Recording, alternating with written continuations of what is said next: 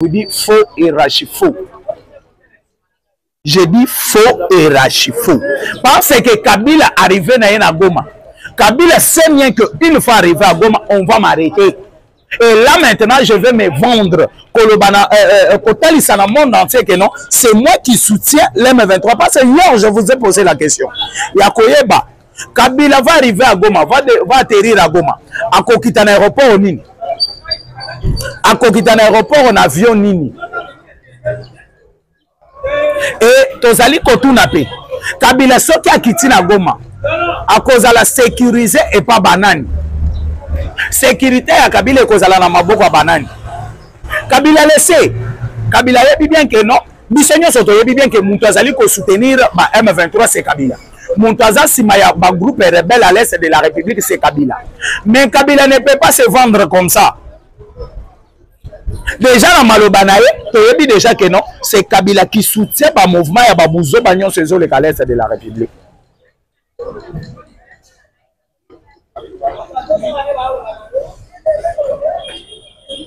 Yangana tozali ko yebisa bino bande ko ngai ba congolais. O bozana kati ya kolanda biso. O bozana kati ya kolanda émission na biso, bo s'abonner na no ebele. Bo s'abonner ebele, bo s'abonner ebele, bo s'abonner ebele. Bo ça vraiment ebele ya ko s'abonner na chaîne na bino, bo s'abonner, bo partager, bo commenter na yebisa ka bino chaque tongo so ina zoloba. Na ba commentaire na bino bo poser nga ba question. Quand je viens à l'émission, je viens répondre maintenant à vos questions. Mais jusque-là, nous avons besoin de commenter car il n'y a pas de questions. Posez une question sur ma lobby. Pour bien que ma zoloba ezana sous-bassement nango, ezana profondeur nango. Mais le lenge toza akati ko solo la nabino, le lenge toza akati ko solo la nabino. À ce que moi je sache, la République démocratique du Congo toza na kati ya kolongwa na boumbu ya bamboka oyo ezwaki biso na boumbu.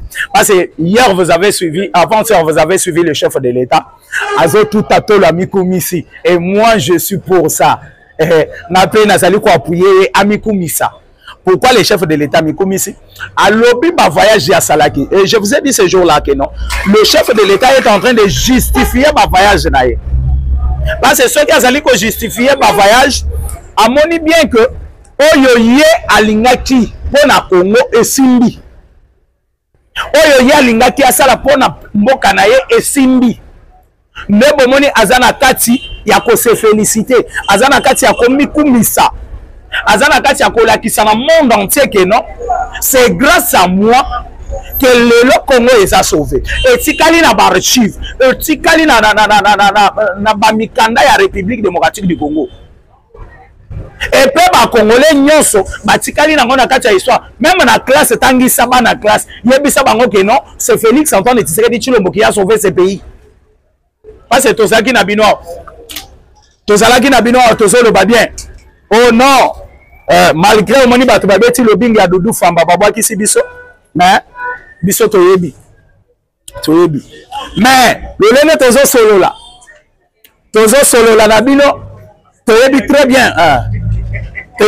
bien que awa tozo solo la nabino même na ba archive même na makambo nyonso yoko sala tangi sabana na OK Tshisekedi a sauvé ce pays, Tshisekedi a sauvé mboka oyo. Yebisa bango comment même na classe, comment même na bana classe bino ba enseignant botangisa ngo bana na ba classe boyebisa bango c'est grâce à Félix Antoine Tshisekedi Tshilombo que le Congo est sauvé. Je vais vous expliquer et puis je vais m'expliquer pourquoi nazolo bango. Avant la banda nazo continuer na nona lisolo ya Kabila. Mes chers amis, Kabila zozo biso ba congolais neti to abizengi. C'est comme si en République démocratique du Congo, il n'y a pas de gens intelligents, il n'y a pas de gens capables de diriger ce pays. C'est le seul Kabila qui est capable de diriger la République démocratique du Congo. C'est le seul Kabila qui peut mieux diriger le Congo. Et le reste des gens ne sont pas en mesure de diriger la République démocratique du Congo. Et ça, il faut le signaler. Parce que Kabila a dirigé ce pays-ci pendant 18 ans. Et Kabila ne peut pas encore revenir pour nous dire que non, il a encore l'énergie de diriger ce pays. Tu as dirigé 18 ans, ça suffit. Et les gens, oh, Nazali Kozongi Sabao, Bazali Kolobano, Kabila a kaba pouvoir na Tshisekedi. Je vous dis, c'est des bêtises. C'est des bêtises. C'est comme si lui de paix se bavanda qui n'a pas coup, Basala qui est l'autre côté, mais Kabila est venu maintenant avec le pouvoir, couper ça. Non, lui de paix, vous ne faites rien. Vous ne faites rien. Bozoa, pouvoir yangoyo, bokende ko salaboye, bo salaboye. Et c'est ça, c'est que les gens veulent nous expliquer. Mais ils oublient que l'IDPS a fait 32 ans d'élite. Et les 32 ans d'élite de l'IDPS, bien en Ouézanine, c'est le pouvoir. Tu sais, l'IDPS cherchait le pouvoir et l'IDPS a gagné le pouvoir. Et ça, il ne faut pas oublier. Il faut signaler aussi ça. Et quand Kabila, quand le gens du PPRD, Kabila revient, même je trouve un ancien président de l'Assemblée nationale, un ancien ministre, c'est lui qui est payé par l'Assemblée nationale même jusqu'aujourd'hui, Olivier Kamitat, qui vient nous chanter le retour de Kabila. Ça fait mal. Et Botalana nous bassesse, Otosoko Kitisambo Kanabiso. Kabila n'était pas capable de diriger le pays parce que Kabila est beaucoup le bâtiment na malobanaye alobi batumie a ozolo wana pouvoir et là on nous allons regretter pour na nengote oyo monique esim abino je ne suis pas arrivé à changer l'homme congolais. Si quelqu'un n'arrive pas à changer l'homme congolais, donc il n'était pas mesure à diriger cet homme-là. Et aujourd'hui, si Kabila va revenir, là maintenant il aura la possibilité de changer l'homme congolais. Non, tout solo là. Ce qui est le Kabila Lobi Kazongi, là il aura maintenant mesure, il sera en mesure de changer l'homme congolais.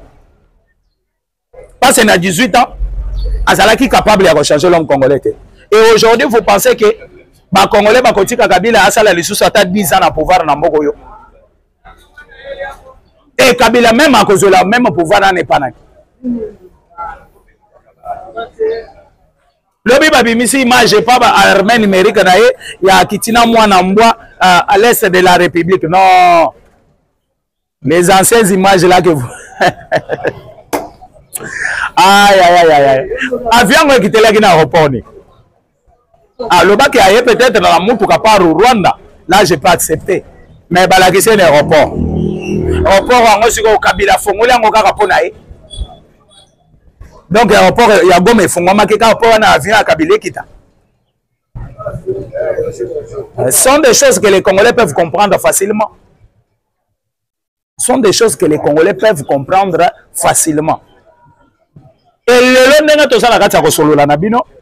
si le chef de l'État s'est inventé, à s'inventer Pambaté. Félix Antoine Tshisekedi Tshilombo s'est inventé Pambaté. Félix Antoine Tshisekedi Tshilombo s'est inventé parce que Moussala Salisa Moussala Kitoko. Vous avez vu délégation, il y a États-Unis Bayawa. Balongo Bakei Rwanda. Balongo Rwanda Bakei Kenya. Kenya après. Et je vais vous dire quelque chose. Koko Mawa. Nathalie Sakibino Lobi. Balobaki en français. Français paye à péter. Parce que le monsieur qui parlait, malgré il est le conseiller du chef de l'État américain chargé en matière africaine, à lobby français, il y a pété, il y a pété.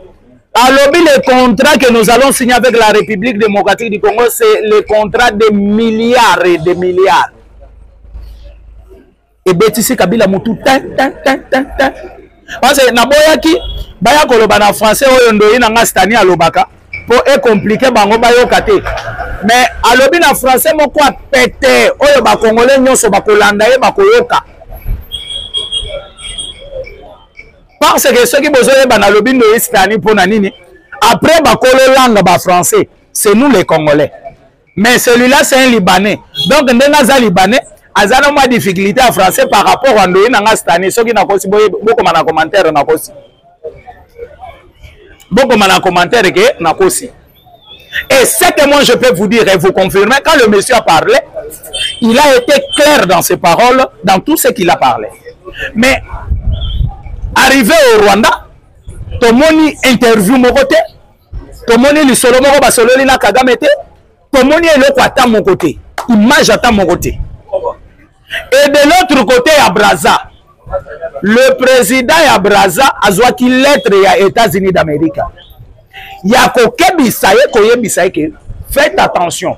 On sait bien que les Rwandais les Rwandais qui sont là, le colonna na fleuve Congo. Et d'ailleurs, pour votre information, ultimatum ya koyebisa ye que non même ba soda na yo otozo benga ba marine bazana fleuve Congo il faut babalola bilongi na bango ba pesa mikongo na Congo bilongi na bango etala na Brazza et sinon soki ozolinga ovanda na kimia na pouvoir na yo ozolinga mwana na yo a remplacer na pouvoir tokota makambo na yo te tokota vie na yo te komeka ko permettre na ba Rwandais bazana mboka na bakatisa te de même chose oyo balobaki pe na président angolais batindele pelette ba yebise ya de Rwandais na mboka na surveiller bango kitoko moko te ameka ko traverser frontière à côté na Congo. Pourquoi cela? Parce qu'il y a des contrats qui vont être signés. C'est par là que le chef de l'État est en train de se vanter. On avait des maisons de lobbying. Ba maison à lobbying nyo sotozalaki na bango. Ba maison wana bango ne tokendaka kokoti sa diplomatie kuna po bango bamona moyen ya kobunda to réussir peut-être marché moko boye to zo peut-être eloko moko boye. Ce sont ces gens-là qui font ça. Et ces maisons de lobbying là bazalaka payer et pas ba maison bakendaka compléter. Nous la RDC to bandaki ko futa na chaque maison 4 millions mais to zaki na bango 35 dans une année to tinde 4 millions 4 millions.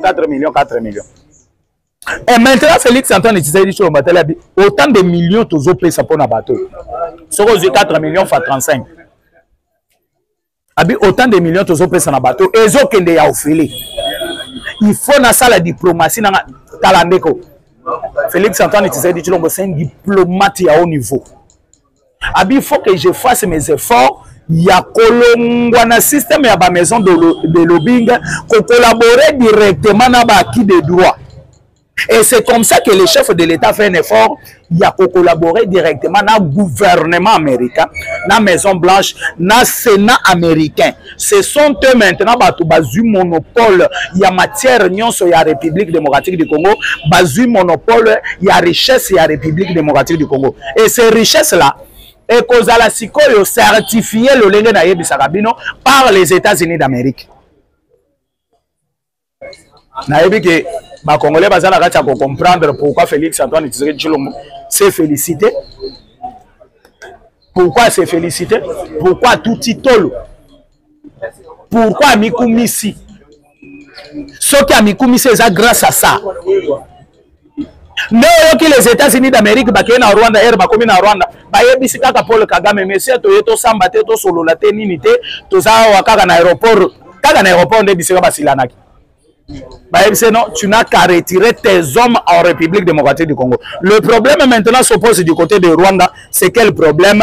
Le Rwanda, après avoir insulté la Belgique, après avoir qualifié la Belgique de n'importe quoi, maintenant le monde entier, le Conseil de sécurité va décider que non, armée oyo ekobanda ko contrôler au Rwanda, ko contrôler le placement ou bien entrée to sortie à basoda ou bien il y a armement na kati ya Rwanda, c'est les commandos belges.